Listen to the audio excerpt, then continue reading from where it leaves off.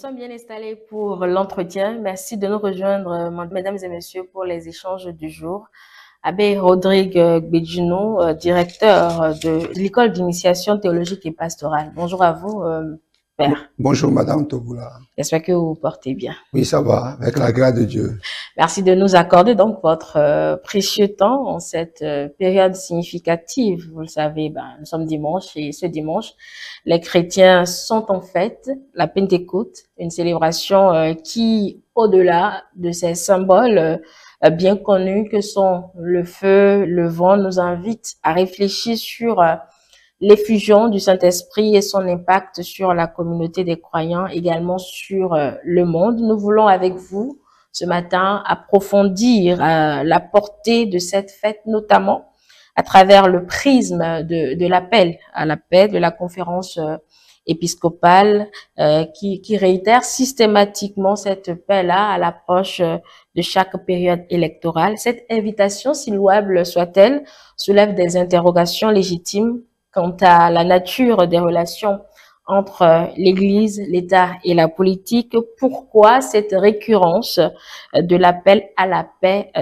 spécifiquement en période électorale et surtout au-delà de cet appel, nous aimerions débattre avec vous de la perception que l'Église s'ingère parfois dans des affaires, excusez-moi du peu, qui ne la concernent pas directement.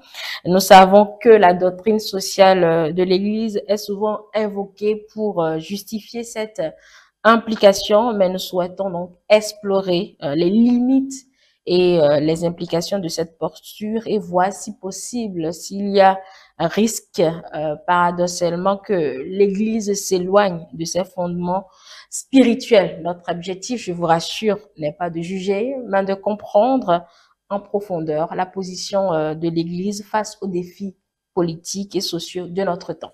Alors, il était important de faire ce préalable et on va démarrer par la première partie de nos échanges qui est la Pentecôte, puisque c'est la période, c'est le jour, l'Esprit Saint, mais au-delà des manifestations spectaculaires que sont le vent et le feu, etc., quelle est selon vous la signification profonde de cette célébration pour les chrétiens aujourd'hui? Et je vous remercie pour cette question qui nous situe dans le débat. Et vous avez évoqué les symboles de l'Esprit Saint. Et prenons un de ces symboles, la colombe. La colombe est signe de paix. On ne peut donc pas être habité par l'Esprit du Seigneur sans être un apôtre de paix, sans être un artisan de paix. Et la paix va de pair avec la justice. Nous sommes donc bien introduits et au cœur même du débat. Et vous avez parlé de symboles. Mais au-delà du symbole, les symboles, ils sont nombreux et divers. L'Esprit Saint est une personne qui agit au cœur des fidèles. Il parle, il anime la vie de l'Église. Sans l'Esprit Saint, il n'y a pas d'Église. L'Église est une pure institution. Sans l'Esprit Saint, l'Esprit Saint est l'âme de l'Église et les chrétiens sont appelés à vivre sous la mouvance de l'Esprit Saint. C'est tangible, Abbé? Oui, c'est tangible pour les premiers chrétiens et pour les chrétiens d'aujourd'hui. Et c'est tangible, cette inspiration, cette présence de l'Esprit au cœur des chrétiens. Jésus dit, je ne vous laisse pas orphelins, je vous promets un défenseur, un avocat, un paraclet. Vous savez, dans la mentalité grecque, le paraclet, c'est un avocat qui se tient à côté de l'accusé, mais qui ne parle pas en son nom, qui lui suggère les choses à dire, qui lui suggère. Au début, l'avocat jouait ce rôle. Aujourd'hui, l'avocat parle au nom, mais avant, l'avocat se tenait à côté. Le paraclet se tient à côté de l'accusé, à côté de celui qui doit se défendre, et lui suggère les paroles à dire. L'Esprit Saint, là, vous voyez, la première communauté chrétienne, quand elle était confrontée aux premières difficultés de vie ensemble, les judéo-chrétiens avec les qui entrent dans la foi chrétienne, est-ce qu'il faut les soumettre à la circoncision? Et quand les apôtres se sont réunis, la délibération était ainsi intitulée, l'Esprit Saint et nous avons décidé. Et Saint Paul dira, l'Esprit m'enchaîne et me pousse à aller. Donc l'Esprit Saint, c'est une réalité tangible, visible au cœur des croyants. Et je disais, au-delà des symboles, c'est une personne. Et je voudrais évoquer quelques-uns de ces noms. 3 noms majeurs. Le nom de l'Esprit, c'est d'abord l'amour. Vous savez, l'amour met en place 3 réalités. Le Père qui est l'aimant, Jésus qui est l'aimé, et entre le Père, l'aimant et l'aimé, il y a l'amour. Et cet amour est si fort, l'amour du Père pour le Fils et l'amour du Fils pour le Père. Cet amour est si fort qu'il est une personne qui est l'Esprit Saint. Donc l'Esprit Saint est amour. L'Esprit Saint est don. Le Père donne tout lui-même au Fils, le donateur. Le Fils reçoit tout du Père, il est le récepteur. Et le donateur et le récepteur, il y a le don. Et l'Esprit Saint est communion. Communion, c'est-à-dire que Dieu, il est Esprit et Saint. Donc le Père est Esprit et Saint, le Fils est Esprit et Saint. Entre eux deux, il y a l'Esprit Saint qui est leur communion. Alors celui qui est habité par l'Esprit Saint, celui qui vit sous la mouvance de l'Esprit Saint est appelé donc à être témoin de cet amour, de ce don, et appelé à être témoin de la communion. Donc, je retiens que c'est l'Esprit Saint, c'est cette divinité qui murmure à l'oreille de croyants. C'est bien cela. C'est une personne divine, comme le Père, comme le Fils, qui vit au cœur du chrétien, qui anime la vie chrétienne, la vie ecclésiale. Et comment son existence, justement, dans la vie du chrétien peut traduire l'engagement de ce chrétien qui est citoyen dans un État? Et très bien. Et vous voyez, j'ai dit que son nom propre, c'est amour. Oui. Le chrétien qui est habité par l'Esprit Saint devient un acteur de la civilisation de l'amour. Il devient témoin de l'amour. On ne peut pas être habité par l'Esprit Saint et vivre dans la haine. Et il diffuse l'amour autour de l'Esprit Saint est communion. Et quand on parle de communion, la communion implique l'unité et la diversité.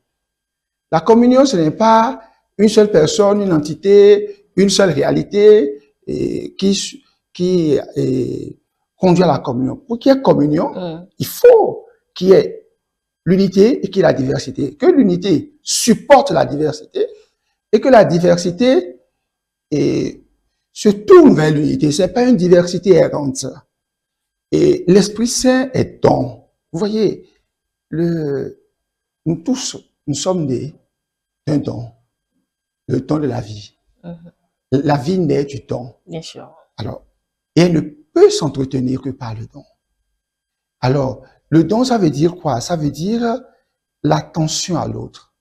Le don, ça veut dire la capacité de tenir compte de l'autre, de ne pas penser à soi seul. Alors, celui qui est habité par l'Esprit Saint, il ne peut pas penser à lui seul, il vit dans cette pro-existence, il tient compte de l'autre, il ne pense pas pour lui seul, tout pour lui, tout pour les siens, mais il pense à tout le monde. Dans la société, vous pensez que cet esprit-là fonctionne toujours, habite toujours dans ces citoyens-là? C'est presque l'individualisme, c'est beaucoup de choses. Hein. Oui, c'est vrai. Mais vous savez, l'esprit ne fonctionne plus. Mais il fonctionne très bien. L'esprit suscite le renouveau. Et ce renouveau est continuel. Et vous voyez, nous avons appelé ici notre entrée dans la démocratie, au renouveau démocratique. Nous avons donc besoin de cet esprit continuellement. Et c'est heureux que dans la cité, il y ait des hommes et des femmes qui rappellent continuellement à la cité, aux hommes, qui rappellent la nécessité de ce renouveau. Parce que quand il n'y a pas un renouveau, quand il n'y a pas un renouvellement, il y a moisissure, il y a décomposition. Et donc, l'esprit nous sauve de cette décomposition. Comment on renouvelle avec concrètement? Se renouveler, d'abord, c'est se remettre quelquefois aussi en cause. Et je parlais tout à l'heure de la communion qui nécessite l'unité et la diversité. Je vais vous donner des exemples simples. Il y a donc de cela, je crois, 63 ans, si je fais bien les calculs, en 1962, l'Église a connu un grand renouveau avec le Saint-Pape Jean XXIII, le Concile Vatican II. Et quand le pape Jean XXIII, Saint Jean XXIII annonçait le concile, les journalistes, comme vous, non, la question de savoir, mais très Saint-Père, vous êtes vieux, et pourquoi vous lancez un concile? Il n'a pas répondu, il s'est levé. Et vous voyez les loggias de la place Saint-Pierre, les fenêtres qui sont là. Il se lève vers une fenêtre, il ouvre la fenêtre. Il dit, un peu d'air frais dans l'église.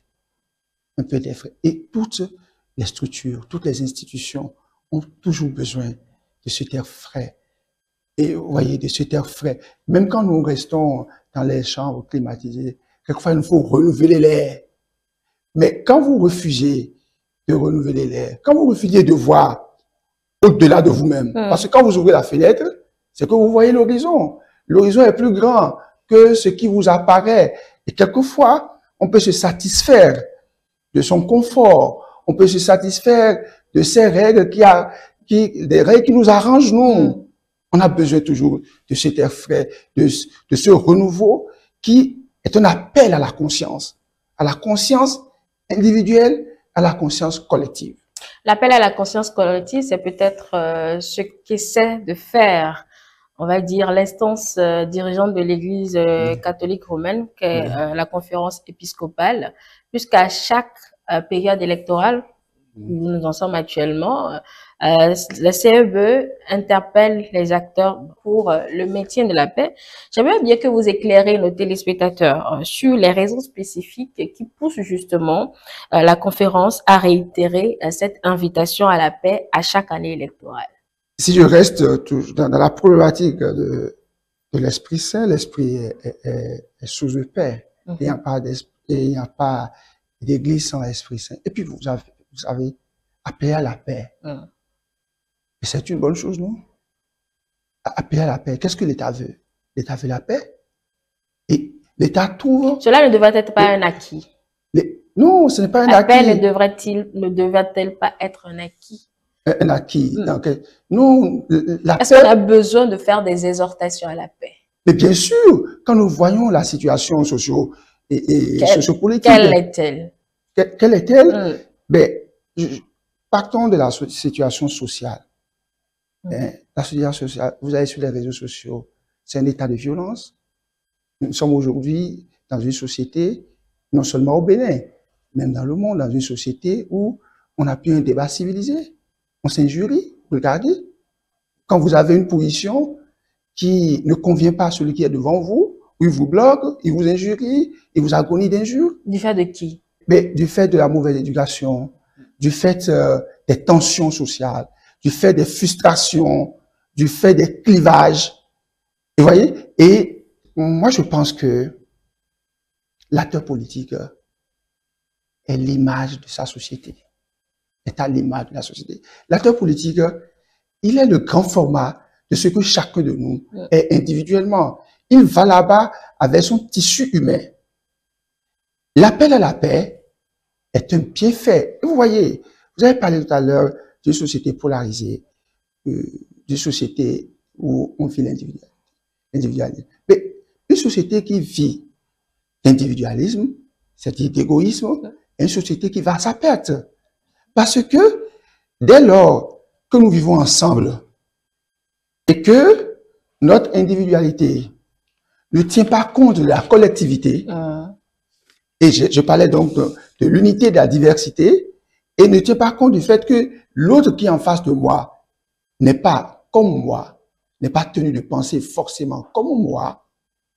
Et il est nécessaire d'appeler tout le temps à la paix. Et vous voyez, vous dites, l'Église appelle à la paix. Je crois que l'État qui n'est pas le gouvernement, l'État qui n'est pas les députés, l'État dépasse tous ces hommes-là.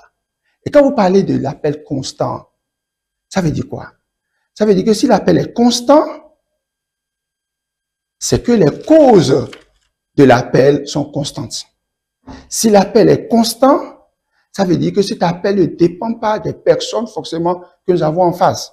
Si l'appel est constant, par exemple, depuis 1990, vous avez vu tout le renouvellement des hommes politiques depuis 90, bien sûr. Et pourtant, il y a toujours cet appel pratiquement dans tous les pays africains, pratiquement à l'approche des élections.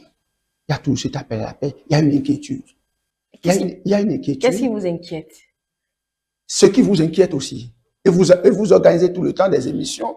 Ce qui inquiète la Nous, c'est notre rôle d'éclairer la lanterne des citoyens. Les citoyens sont oui. les citoyens. Et vous, votre rôle à vous. Alors, et notre rôle à nous, je vous donne un exemple.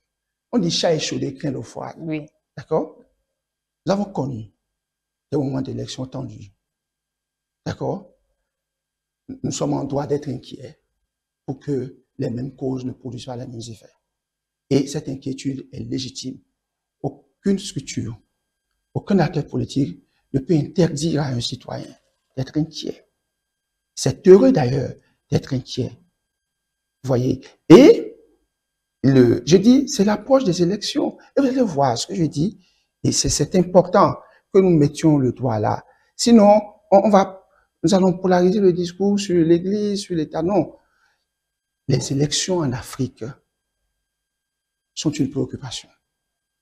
Les élections en Afrique sont devenues un défi majeur. Et vous allez voir que partout, et il y a des crispations par rapport à quoi? Par rapport à la transparence, du fait que les citoyens ne se font plus confiance, qu'ils n'ont plus confiance dans les institutions, du fait que on soupçonne l'autre. On soupçonne l'autre et d'arranger les choses pour soi, pour lui. On dit qu'il y a exclusion. On soupçonne l'autre par rapport au fichier électoral. On soupçonne l'autre par rapport au code électoral. Vous voyez, et nous avions l'expérience. Ne parlons pas seulement de notre pays. Ouvrons la fenêtre et voyons là.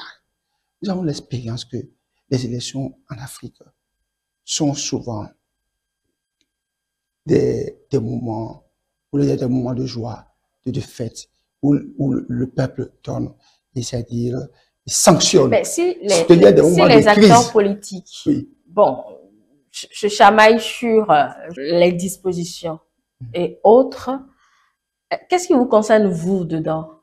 Alors, ça veut dire que les acteurs politiques ont le titre foncier sur l'État. Attendez, non, laissez-moi vous répondre. D'accord. Oui, mais quand même, n'oubliez pas qu'on est sur un champ politique. Mais attendez, on va revenir sur la question du politique ou de la politique et du champ politique. Et c'est-à-dire, et voir la sémantique politique. Parce qu'il y a trop de confusion. Vous voyez, personne n'a le monopole de l'État. L'État nous appartient à nous tous. Et je suis citoyen au même titre que l'acteur politique. Et il n'y a pas un citoyen supérieur et des citoyens à qui on dénie le droit de parler de ce qui regarde leur pays, leur État. Premier élément. Deuxième élément. Je parlais du sens de la politique. Vous voyez, une chose est la perception. Une perception, quelquefois, exprime ce que nous pensons et nous sommes nous-mêmes. Dans une manière de percevoir, se projette une manière d'être. Et quelquefois, les gens, ils reportent donc sur l'Église ce qu'ils pensent eux-mêmes intérieurement. Je parle de la politique. La politique a trois sens. Le premier sens, c'est politikon, c'est-à-dire la vie ensemble. Et Aristote dira que l'homme est un animal politique, tout homme. Et dans cette perspective, dans cette dynamique, la politique intéresse tous les hommes. Que nous soyons religieux, que nous soyons églises, tous les hommes doivent être intéressés par la question politique. Parce que la politique, c'est notre vivre ensemble. Ça parle de notre vivre ensemble. Le deuxième sens, c'est la politeia. La politeia, c'est l'organisation de la vie sociale. Parce que, première chose, c'est la vie sociale, la vie ensemble. Comment on organise la vie ensemble? Et à travers les dispositions, le fonctionnement de la vie sociale, le rapport entre les hommes, entre les institutions, la gestion de l'unité, de la diversité, de la multiplicité. Et à ce niveau, la politique nous concerne tous. Et l'Église a son mot à dire là-dessus. Oui, on ne dénie pas à l'Église d'avoir un mot à dire. Attendez. D'accord. Le troisième sens, c'est politique. C'est la conquête du pouvoir. C'est l'exercice du pouvoir. L'Église n'a rien à faire là. Vous avez jamais vu l'Église indiquer qu'il faut aller voter quelqu'un? Vous avez vu l'Église poser sa candidature? Vous avez vu l'Église dire à un parti politique, en ton sein, vous devez faire ainsi? Pas du tout. Mais que l'Église appelle à la paix. Et je vous dis que l'Église, la paix, c'est un bienfait. Et celui qui considère... Quand l'Église dit au gouvernement de s'assurer, par exemple, d'élections transparentes, etc. Mais le souhait des élections transparentes, oui. Là, attendez, qui ne souhaite pas ça? Parce que nous savons que quand les élections ne sont pas transparentes, nous savons ce que ça crée. D'accord? Mais qui ne souhaite pas ça? Qui ne souhaite pas des élections transparentes? Ça ne vous donne pas une impression d'une émission dans une affaire qui ne vous concerne pas normalement? Je dis, les élections si concernent l'Église a un citoyens. cadre de concertation des personnalités politiques, qu'est-ce que vous, je ne veux pas être grossière, mais qu'est-ce que vous faites dans ce cadre de concertation? Qu'est-ce qu'on fait dans ce cadre de concertation? Oui, qu'est-ce que vous y faites? Le cadre de concertation des hommes politiques, c'est un cas d'analyse. Et dans ce cadre de concertation, il y a toutes les sensibilités. Justement. Très bien. Donc, le débat peut se faire là-bas. Si vous avez quelque chose à dire, dites-le au vôtre. Adressez-vous, bon, d'accord, de façon générale à tout le monde, mais dites-le d'abord au vôtre. C'est eux qui animent la vie politique. Mais qui vous dit, madame, que ce n'est pas dit pour notre premier élément? Est-ce que c'est suffisamment? Si c'était suffisamment dit. Mais attendez, en dehors du fait de dire quel pouvoir nous avons sur eux, ça, c'est le premier élément. Deuxième élément, mais puisque ce qui est en jeu, l'État, qui n'appartient à personne, et nous en sommes des citoyens à part entière, et non entièrement à part. Nous sommes des citoyens à part entière. Alors, mais si ce qui est en jeu nous concerne tous, mais nous avons le droit de parler de ça. Et on ne peut dénier à l'Église de parler de la vie politique. L'Église ne parlera jamais de la conquête du pouvoir, d'une idéologie. Si l'Église s'intéresse déjà au processus. Mais le processus nous concerne tous. Mais justement, c'est dans la conquête du pouvoir qu'il y a un processus. Mais dès lors que le processus est faussé, attendez. Bon, mais qui le fausse? Mais qui le fausse? Oui. C'est les acteurs politiques. Et nous avons le droit et le devoir. Tout citoyen d'ailleurs. Tout citoyen. Et parce que quelquefois, quand vous parlez comme si les hommes d'église sont des apatrides. Les hommes d'église, ils ont eu une déchéance de nationalité et eux, ils n'ont pas le droit. Ils s'occupent du spirituel, du religieux, de tout ce que vous voulez. Et vous nous faites payer les impôts. Et vous nous faites payer, et on paie tout comme tout le monde. Ben, c'est pas exactement comme tout le monde. Vous avez des exonérations. Comme la société civile, et qui parle. Donc, c'est pas la même chose. Attendez, comme les ONG et tout cela qui parlent, et pourtant, pourtant personne ne dit, ah, ils n'ont pas le droit. Vous savez, si l'appel à la paix devient une défiance pour quelqu'un, c'est que celui-là n'est pas habité par la paix. Si je souhaite la paix et que je trouve en face de moi une institution, quelqu'un qui dit, compte tenu de son expérience qui est plus longue que l'expérience de l'État, compte tenu de son expérience, compte tenu de ce qu'elle a géré, il faut que nous ayons de la mémoire, compte tenu de ce qu'elle a géré même dans ce pays, en temps de crise, compte tenu de ce qu'elle sait, même au fort interne, que cette institution dise, travaillons pour qu'il y ait la paix, parlez entre vous, et que quelqu'un, et que des organisations ou des structures pensent que c'est une défiance, ça veut dire qu'ils ne veulent pas la paix. Ce qui est en jeu, c'est ce qui nous concerne tous, premier élément. Mais pourquoi ce qui nous concerne tous? Vous dites à certains, vous pouvez en parler publiquement. D'accord? Vous chamaillez, vous insultez. Vous là, vous avez le droit seulement d'en parler en catimini. Vous n'avez pas le droit d'en parler publiquement. Les lois de la cité ne concernent pas l'Église. C'est-à-dire les lois de la cité, quand il y a les dispositions qui sont prises, nous sommes exonérés de ça. On ne subit pas ça. Alors, je suis heureux. Le jour où il y aura, et on ne le souhaite pas, le jour où il y aura des échauffourées, par exemple, Vous allez nous dire, à vous les hommes d'église, là, non, vous êtes en paix, vivez en paix seulement, il n'y aura rien. Non, écoutez. Et ceux qui seront saccagés, ce seront qui? Ce seront nos fils. Ce seront les citoyens. Ce qui concerne la cité. Et c'est là où vous intervenez à vie. Ce qui concerne la cité ne peut pas être réduit simplement l'éducation en amont. Très bien. Mais l'éducation, l'État aussi a la responsabilité de l'éducation.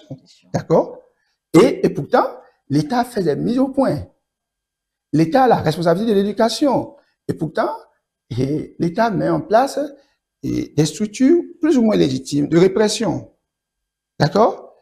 Alors, et nous devons éduquer. Et je crois que sur ce fait, parce que moi, je ne suis pas idéaliste et je ne veux pas non plus me confronter à la réalité. Mais nous devons éduquer. Nous devons davantage mettre l'accent sur l'éducation, sur l'interpellation des consciences. Mais l'interpellation des consciences doit être une interpellation aussi bien individuelle que collective. Je vais vous donner un exemple biblique. Un jour, j'étais au cours et j'aime souvent citer ça parce que le jeune qui m'avait posé la question aujourd'hui, les prêtres, j'aimerais bien le voir lui poser la même question. Au cours, il me dit, mon père, vous voyez,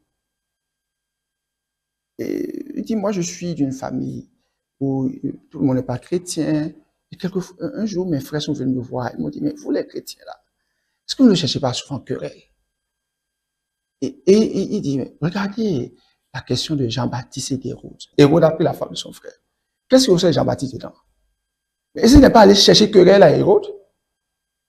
En disant à Hérode, tu n'as pas le droit. Qu'est-ce que le conseil? C'est sa vie privée. Mais sa vie privée, il a posé un acte public. Il a posé un acte public. Et dès lors qu'il a posé un acte public, et qu'il n'y a pas un objecteur de conscience, qu'il n'y a pas quelqu'un qui rappelle, la personne devient complice du mal. La personne devient complice. Et le prophète est appelé à rappeler continuellement ce que nous devons faire. Aussi bien individuellement. Est-ce que nous sommes jamais venus, en tant qu'Église, dire sur la place publique des choses que j'avais entendues en confession? Je vous dis, ce qui concerne l'État, et nous concerne tous. Et personne n'a le titre foncier sur l'État. Et j'ai dit tout à l'heure, l'État, ce n'est pas le gouvernement. L'État, ce n'est pas l'Assemblée.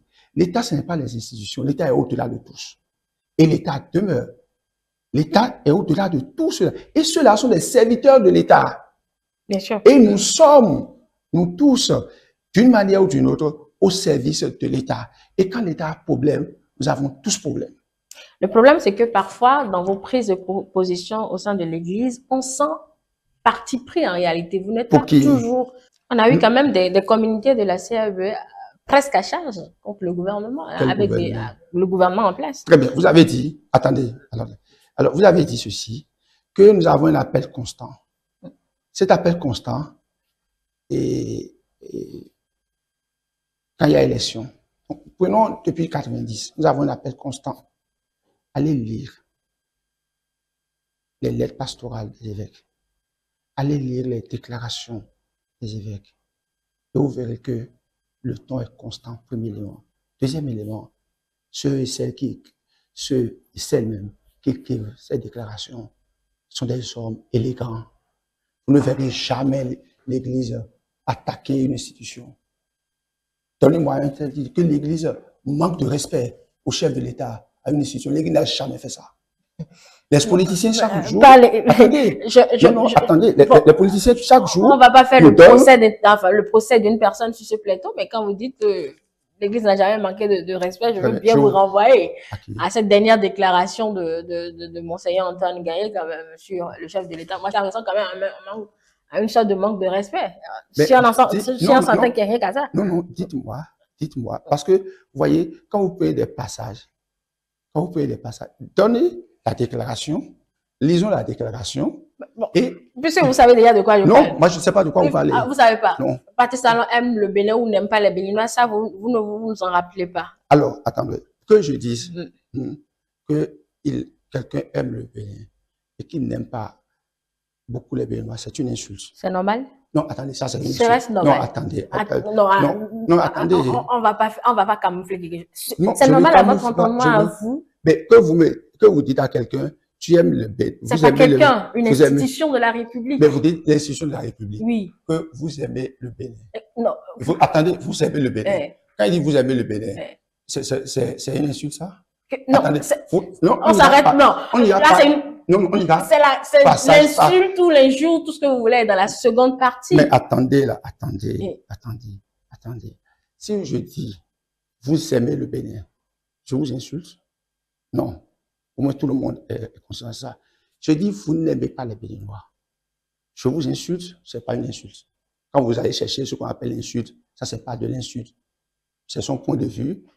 Attendez. C'est pas un manque de respect non plus. Non, c'est pas du manque de respect. Écoutez. Alors, nous n'adorons pas. Quand l'église commence à avoir cette posture-là, vous voulez qu'on dise quoi? Comment un prélat de sa stature, avec Bédino, peut dire d'un chef d'État qu'il n'aime pas ses sujets et vous, ça ne vous ulcère pas? Et j'ai comme impression que votre mémoire des chefs d'État se réduit à ceci. Attendez, nous avons connu dans le monde des chefs d'État qui malheureusement n'aimaient pas leurs citoyens. D'accord? On en a connu des chefs d'État qui n'aiment pas leurs citoyens. Il le dit, c'est manquer de respect. Donc là, on a un problème. C'est son point de vue. Et quand mon cher quand il parle, il n'a pas parlé au nom de l'Église. Parce que là aussi, il faut qu'on sépare les choses. C'est dans quel cadre qu'il a parlé? Attendez, quand je vous parle ici, je ne suis pas en train de parler au nom de l'Église. Ah non. Quand un évêque émet une opinion, quand un prêtre émet une opinion, il ne porte pas la voix forcément de l'Église. Il peut porter sa voix. Il peut porter sa voix. Et je dis à quelqu'un, et là encore, je dis, moi je n'ai pas la citation claire. Hein. Je dis, allons à la citation, parce que la citation, nous devons la citer dans sa clarté. Quand je dis ça, je ne le crois pas. Et je ne le crois pas. Et vu comme vous parlez de mon cher Gaï, vu la statue de l'homme, il ne peut pas manquer de respect au chef de l'État. Mais éthique cela. Parce que vous voyez, nous sommes souvent au sentiment. Nous sommes souvent au sentiment. Alors, il y a des gens qui vont dire, mais écoutez, ce professeur, il aime bien enseigner, mais il n'aime pas beaucoup ses étudiants. Il fait ceci, il n'aime pas. Mais c'est un appel. C'est pas une insulte, ça. Et je crois que nous ne devons pas colporter. Un appel dans ce format-là, avec format? Le format dont nous parlons là, ça peut pas être perçu. Nous parlons quand même d'une institution. C'est une figure de style, c'est un appel. Vous essayez de défendre les défendables. Non, je ne défends pas les défendables. Avec Bédino. Non, pas du tout. Je ne défends pas les défendables. Et celui dont vous parlez, attendez, je ne suis pas sûr, je ne veux pas parler en son nom, je ne le connais pas, je ne suis pas sûr que le chef de l'État, ayant écouté ça, en laissant cet homme, n'aurait jamais pris comme vous le faites. Et vous savez ce qui perd nos responsables politiques et ce qui perd les responsables en grande partie, c'est cette lecture qui tend à les déifier, qui tendent à dire, dès lors qu'on dit quelque chose, et à quelque chose ne doit pas les toucher. Et nous avons cette culture qui n'est pas très belle. Ce genre de déclarations, de postures sont interprétables d'une sorte de positionnement contraire à ce qui se fait. Quand vous avez peut-être des préoccupations, pourquoi l'Église ne priorise-t-elle pas alors le dialogue? Quelle certitude vous avez que quand on demande d'avoir de ces contacts, de ces rencontres ne sont pas forcément données. Et quelle certitude vous avez que ce n'est pas fait? Quelle certitude vous avez que ce contact n'est pas tenu? Quelle certitude? Vous n'en savez rien. Ça, c'est le premier élément. Deuxième élément. Mais quand vous avez essayé, quand vous avez peut-être essayé, quand vous avez essayé de frapper à la porte, et qu'il n'y a pas, et l'interlocuteur ne répond pas. D'accord? Ou n'a pas répondu, ou n'a pas assez de temps pour répondre, pour diverses raisons. Et donc, vous n'avez pas, puisque ce qui est là en jeu nous concerne tous, et c'est notre avenir qui est en jeu, nous gardons ça en silence, on garde ça au frais. Et demain, vous serez les mêmes dans ce pays. Quand il est dans ce pays, et je porte la voix de mon cher déjà qui dit plaise à Dieu qu'aucun bain de sang ne nous éclabousse et nous emporte dans ses flots. Mais demain, vous serez dans ce pays à dire l'Église s'est tue. L'Église n'a rien dit. Vous savez, nous, on ne cherche pas à plaire. Nous, on ne cherche pas à plaire. Et une fois, j'ai écrit dans un article que indiquer une seule position de l'Église, d'accord, qui a pu conduire notre vie sociale à la dérive. Nous vous en indiquerons tellement des hommes politiques. Et, voyez, moi je ne suis pas en train de dire que nous sommes parfaits. Non, nous devons améliorer notre rapport. Nous devons davantage travailler pour trouver des mécanismes de dialogue. Mais cela n'exclut pas le rôle et le statut public de l'Église dans cette déclaration. Parce que sinon, après ça devient quoi? Après ça devient, c'est-à-dire, une affaire de couloir. Et vous serez les mêmes à nous taxer de, ah, vous êtes pour celui-ci, vous êtes... Mais l'Église, dans l'Église, aujourd'hui comme hier, il y a des hommes, des femmes, qui, proches ou loin des instants dirigeants, ce qu'ils n'arrivent pas à dire par peur, ils viennent le confier à l'Église. Parce que nous avons la tradition, attendez, nous avons la tradition que à la fin, chacun se met à dire, à moi, j'avais dit, moi, je ne voulais pas dire, premier élément. Deuxième élément, ce que vous oubliez, c'est que dans l'Église, nous avons à la fois des hommes proches ou loin du gouvernement. L'Église est composée à la fois, utilisons les caricatures que nous avons, de mouvanciers comme d'opposants. Tous sont nos fidèles. Et nous essayons d'avoir un discours rassembleur. Nous essayons d'avoir un discours qui parle à tous. Et si eux, ils ne vous écoutent pas? S'ils ne nous écoutent pas, alors nous n'avons plus le droit de parler, d'interpeller. Et on va interpeller. Vous retournez dans l'environnement où vous vous retrouvez. Je vous dis. Enfin, c'est ce que certains vous demandent en réalité. Mais écoutez, ce que j'essaie de vous expliquer, oui. L'Église n'est pas une institution de l'État. Comme pour dire, ah, écoutez, voici votre espace. Non, nous parlons non seulement aux nôtres, mais nous pouvons parler à tous les hommes de bonne volonté. Ça, c'est le premier élément. Deuxième élément, et vous avez posé la question de savoir tout à l'heure, et s'ils ne nous écoutent pas, et quelques-uns nous écoutent, quelques-uns, après tout, nous remercient de cette posture politique et de cette posture prophétique que nous avons. Et s'ils ne nous écoutent pas, nous continuerons de parler. Nous serons la voix qui crie dans le désert. S'ils ne nous écoutent pas, notre devoir est de travailler à ce qu'ils soient sensibles, qu'ils aient un cœur qui écoute. S'ils ne nous écoutent pas, ça peut être aussi parce que notre modalité de parole ne convient pas. Vous voyez, j'ai fait l'analyse claire. C'est-à-dire, celui qui est en face de moi, je lui parle. Peut-être qu'il s'est fermé. Alors, mais c'est pas parce qu'il s'est fermé ou renfermé que je ne vais pas continuer à parler. Deuxième chose, ça peut aussi être le fait que, bon, la manière dont je me rapporte à la personne ne prédispose pas cette personne à m'écouter aussi. Et j'ai dit tout à l'heure qu'il nous faut, je ne suis pas du tout ici en train de défendre l'Église, je dis il nous faut continuellement améliorer notre capacité de relation avec les hommes politiques. Ça aussi, c'est nécessaire. Il n'y a pas, vous voyez, la politique, c'est l'art du possible. Et l'art du possible a besoin des valeurs.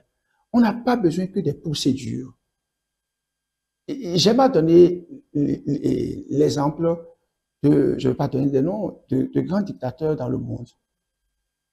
Mais en leur temps, il y avait aussi des lois. Il y avait des assemblées qui votaient les lois.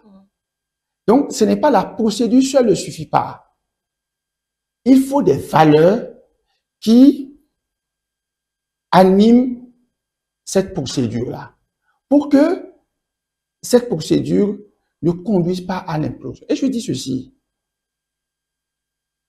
Mais si j'ai quelqu'un qui m'alerte, compte tenu de son histoire, compte tenu de mon histoire, compte tenu de l'expérience que cette personne a eue dans, c'est-à-dire au service, c'est-à-dire dans son service par rapport à l'instance politique, c'est avec joie que je dois prendre cela. L'Église n'a jamais dit à quelqu'un, mettez-vous dans la... L'Église a appelé à la paix. L'Église dit, revoyez, écoutez-vous, revoyez ce qui est querellé. Parce que si quelqu'un querelle quelque chose, c'est qu'il y a un problème. C'est qu'il y a un manque de confiance. Allez, regardez. Allons-y terre à terre. C'est parce qu'il y a une loi que d'aucuns ne veulent pas respecter.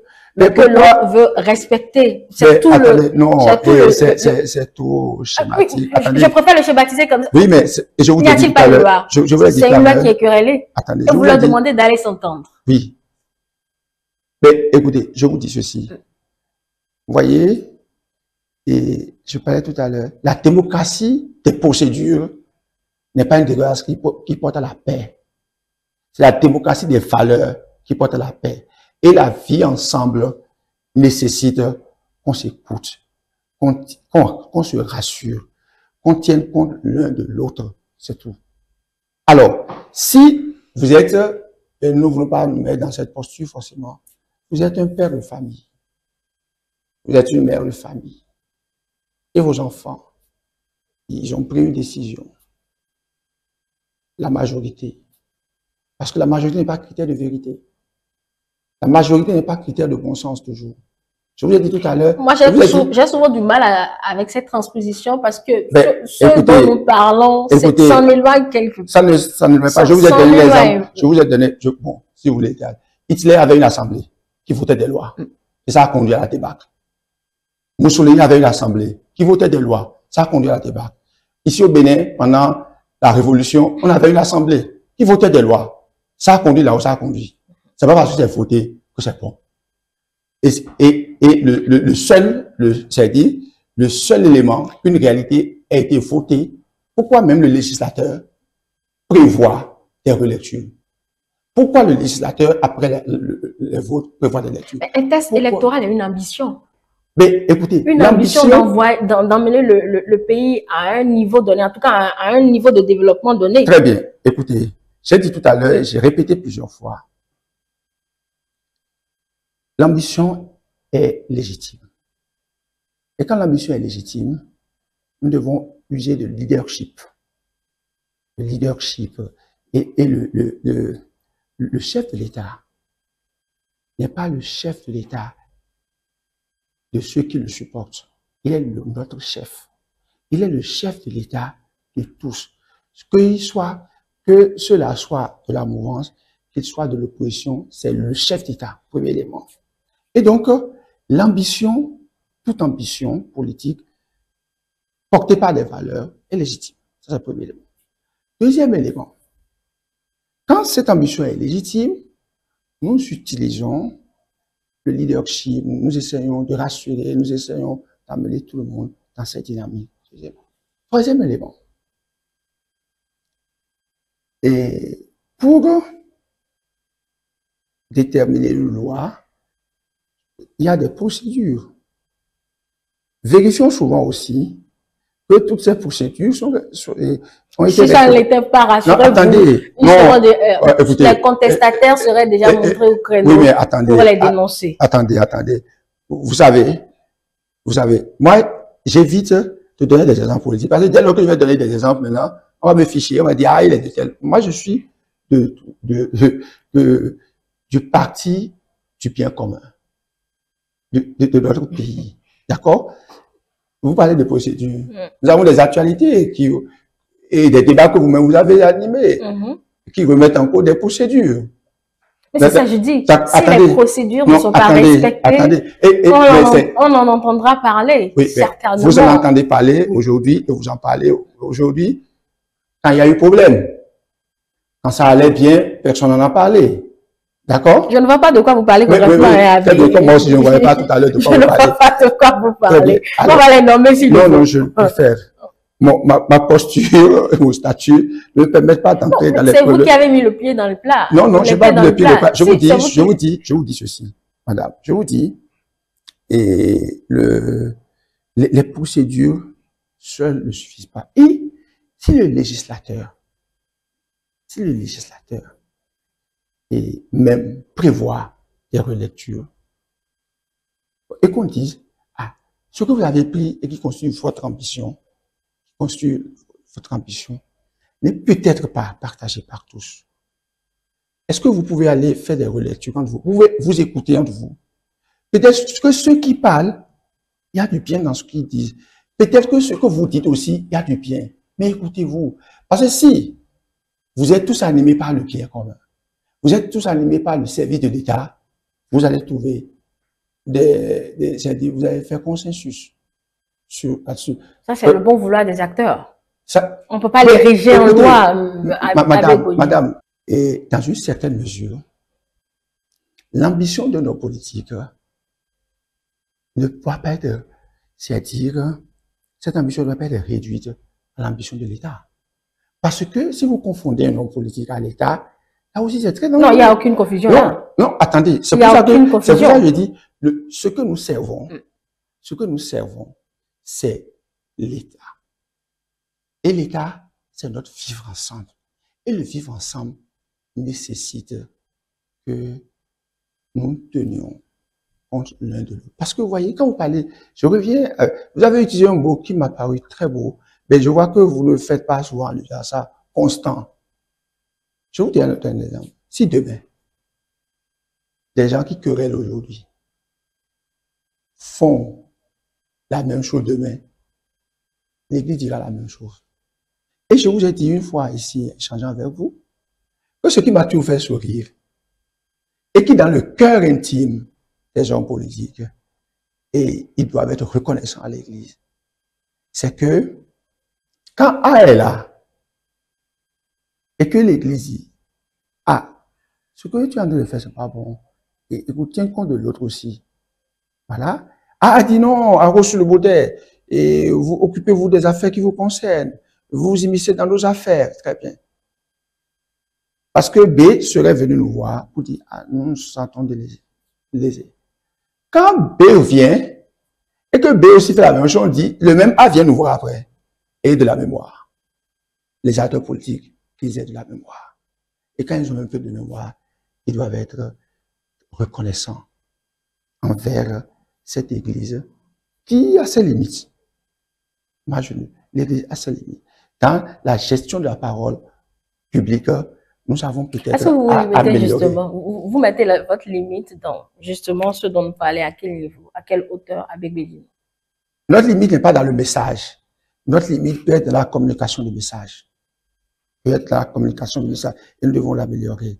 Notre limite peut être à ce niveau, mais le message, c'est pour ça que je disais tout à l'heure, vous voyez, et il serait bien qu'un jour, ce soit un travail trop laborieux, ou demander à des gens qui font des sciences politiques, des études, une thèse ou bien un mémoire sur la parole de l'Église.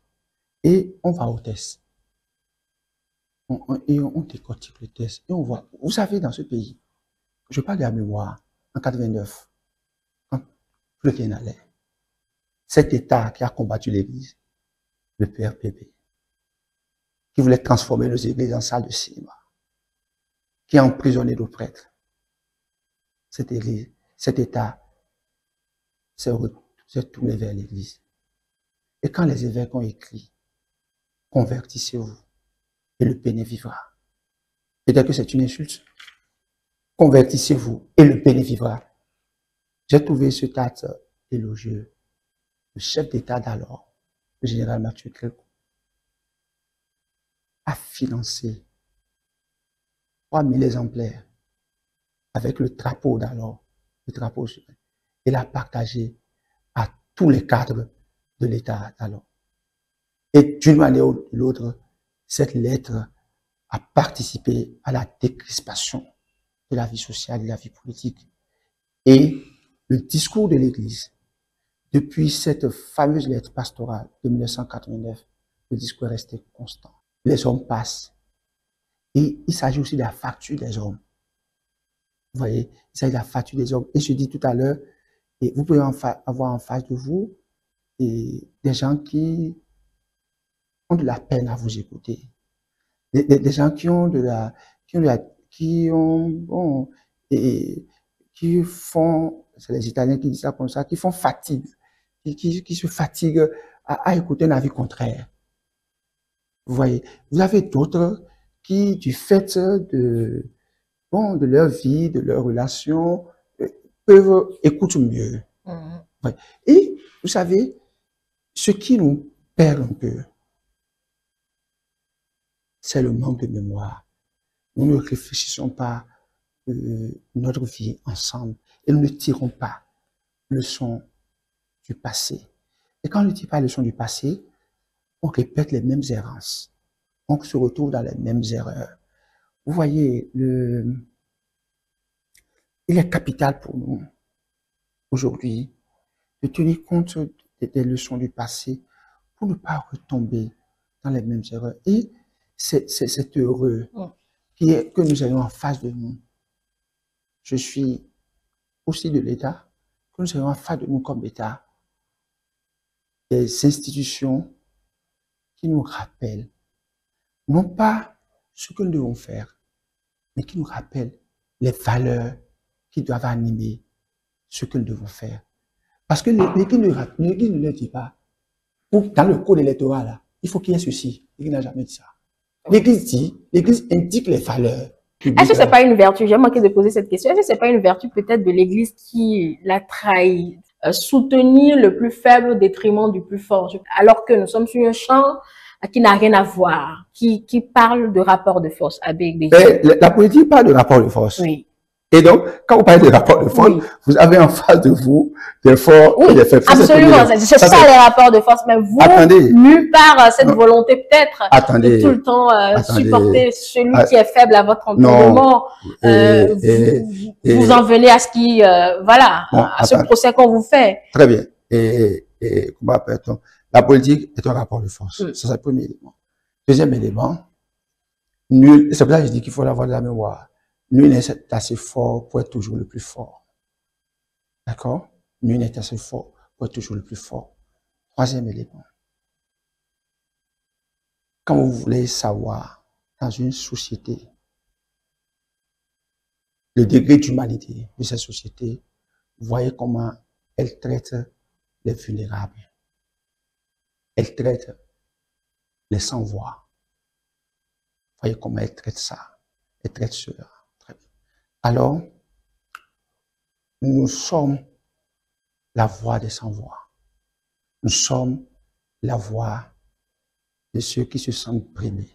Et même le gouvernement peut se sentir brimé. Le gouvernement n'aime pas toujours le plus fort non plus. En ce moment, l'Église soutiendra et soutient le gouvernement. Et donc, ce n'est pas un parti pris pour c'est-à-dire pour un camp, dites-le clairement comme ça. Non, c'est pas un parti pris pour un camp, c'est un parti pris pour la paix. Le champ politique, quand quelqu'un a le pouvoir, d'accord, de façon consciente ou inconsciente, il veut le conserver. De façon consciente ou inconsciente, partout. Quelles que soient les instances.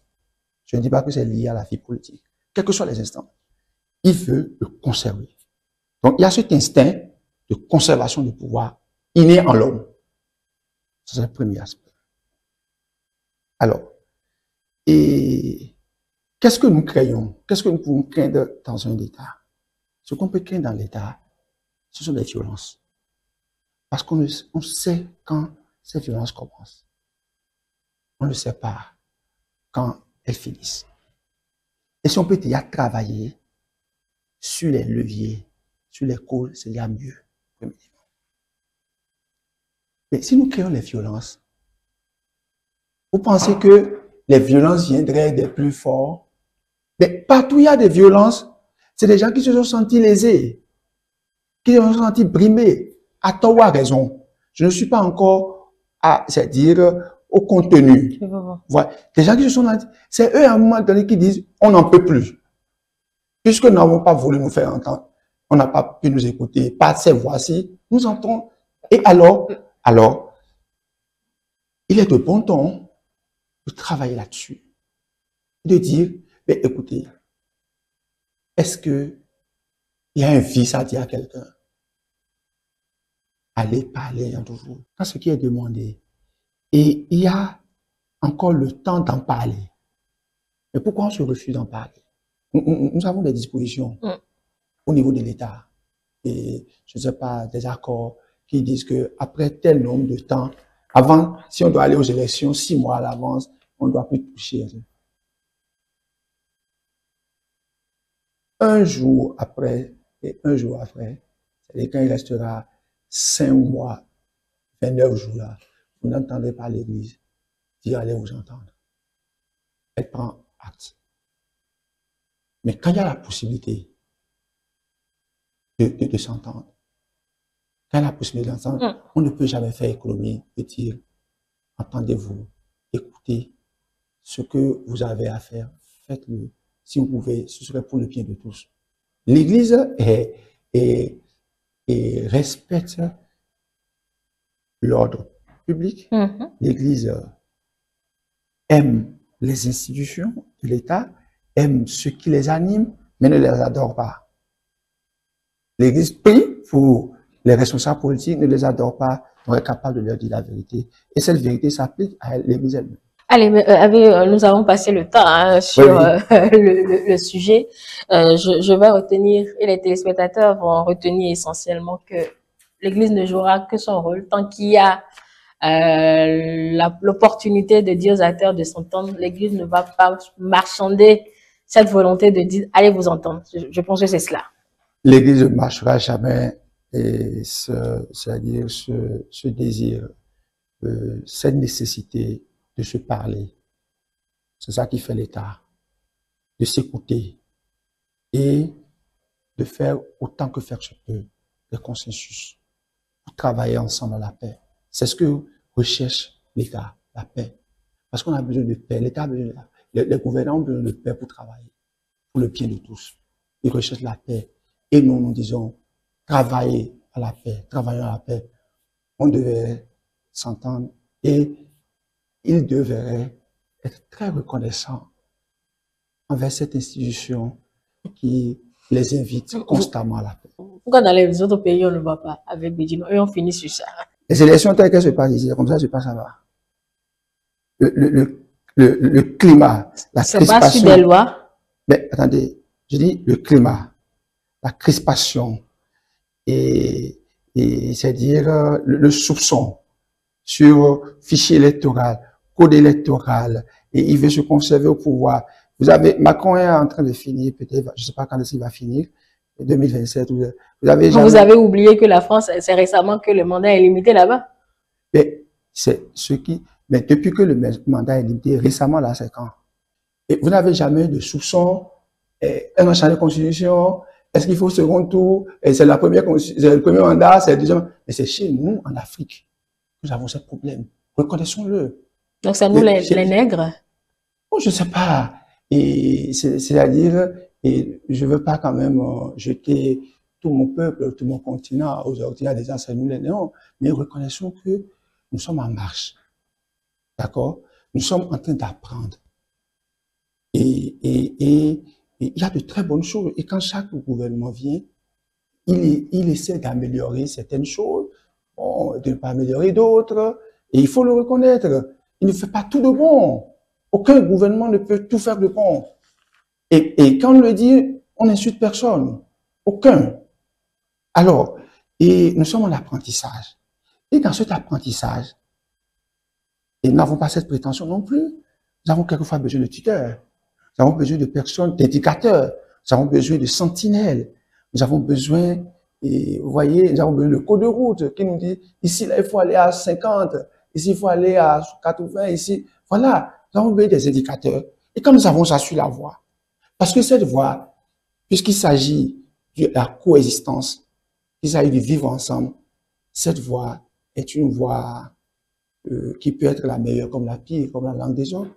Alors, quand nous avons ces indicateurs, nous devons être heureux. Et nous avons aussi, vous voyez, vous parlez de ces pays. Quand vous parlez de ces pays, c'est des pays où au moins il y a des idéologies. Ici, nous avons des personnes. Et osons aussi faire, c'est-à-dire la critique de notre vie politique. Ici, nous avons des personnes. Et là-bas, vous avez des idéologies et des idéologies qui, bon, elles ont leur ligne. Et quand tu sens que tu as c'est-à-dire, tu as des dispositions, des prédispositions à cela, tu vas dans ce groupe et vous faites le combat sans cet idéal. Ici, madame, il n'y a pas d'idéal. Il n'y a que des regroupements, intérêts. Et parce que depuis 30 ans, depuis ce 90, non, nous avons ouvert en 90. Vous avez vu, et en 90, nous avons fait l'expérience jusqu'à 90 des partis uniques. Nous avons vu, on avait pensé, et les pères fondateurs de nos pays en Afrique, ils n'étaient pas mal intentionnés forcément. Ils avaient pensé que, comme il y avait beaucoup d'ethnies, il y avait beaucoup de... Pour réaliser l'unité du pays, il fallait un parti fort, un parti unique. Nous voyons là où ça nous a conduit. Après, on a ouvert. C'est ouverture tous azimuts. Chacun en créait tout ça. C'est aussi ouvert. Le multipartisme dans tous les sens, ainsi de suite, c'est ouvert. Maintenant, comment nous allons réussir ces deux extrêmes? C'est là aussi l'enjeu. Comment on réalise C'est là aux ensemble. Non. Et quand on va réussir ces extrêmes, vous voyez, et on peut revenir à des... Nous avons vécu les oppositions, comment appelle-t-on? Nous avons vécu les oppositions ou les mouvances comme les partis uniques. Et chez nous, vous voyez, ce qui me désole, c'est que le débat politique est crispé autour des personnes en Afrique. Ce n'est pas les débats d'idées, c'est les débats de personnes. Et quelquefois, vous trouvez deux personnes en faction comme ça. Et si vous relisez notre vie depuis 90, vous allez trouver deux personnes en faction. Si vous allez dans d'autres pays, vous trouvez deux personnes en faction. Ce n'est pas les personnes d'État. Et je vous ai montré tout à l'heure que pour façonner ça, il faut des idéologies. Vous dites, nous n'en sommes pour rien. Nous ne sommes même pas là. Pourquoi? Parce qu'il n'y a pas les idéologies.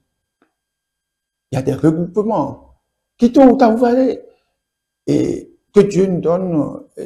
Et les regroupements, forcément, non, des regroupements emmèneront aux idéologies à un moment donné. Non, on ne peut pas faire le contraire. Nous sommes quand même un peu, qu'on disait, quartier latin. Allez, on va devoir partir. Je vous laisse le temps de conclure nos échanges. Je pense que nous devons tous travailler à la paix et collaborer pour qu'il y ait la paix. Et quand ce qui est en jeu est ce que nous avons de commun, nous devons oublier nos partis pris et travailler ensemble pour sauvegarder ce bien commun. Et ce bien commun, c'est notre pays, c'est notre État. Il est plus grand que tous les partis. Il est plus grand que tous les gouvernements. Apprendre à servir l'État est capital. Et c'est-à-dire, servir l'État, c'est servir la postérité.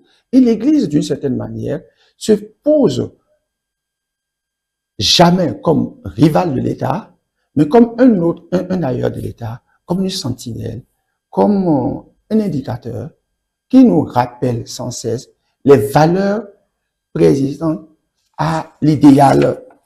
Il y a le Rubicon que l'Église ne franchit pas. Et l'Église ne doit pas franchir ces Rubicons-là. Le premier Rubicon, c'est l'engagement direct en politique.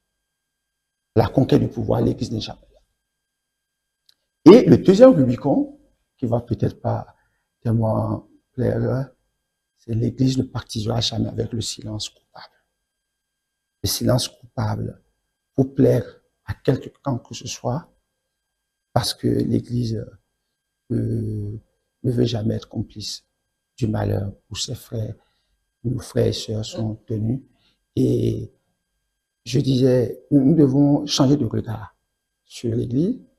L'Église, quant à elle aussi, nous devons affiner nos méthodes de dialogue pour que l'idéal de paix que nous proposons, que nous souhaitons, soit partagé par tous. C'était le père Rodrigue Gbedjinou, directeur de l'école d'initiation théologique et pastorale. Avec lui, nous avons abordé l'implication de l'Église dans les affaires politiques. Serait-ce une ingérence au vu des critiques faites à l'Église? Non, vous venez d'entendre le prêtre. L'Église ne sera jamais coupable de ce silence puisqu'elle a pour rôle d'exhorter à la paix pour que les acteurs s'entendent. Merci beaucoup, Abbé Gbedjinou, mesdames et messieurs. Merci de nous avoir suivis. E-Télé avec vous, pour vous.